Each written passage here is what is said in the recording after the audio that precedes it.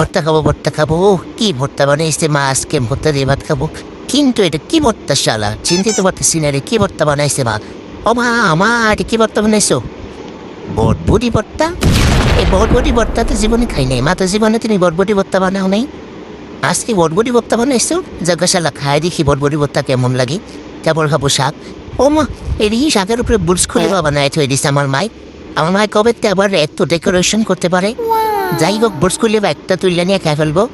একটা Burj Khalifa তুলে নিয়ে নিলাম, শাক দিয়ে মরিচ দিয়ে, কি যে মজা খাবার।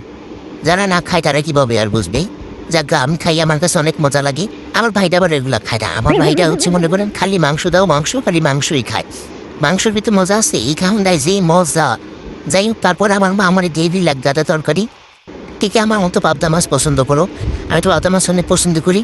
টান দিলে কি সুন্দর সোজা উঠতে হয়, বলে পুরাটা মাছ কি যে মজা এই মাছটা খাইতে, আমি খুবই পছন্দ করি। কে বর্জুন তুই?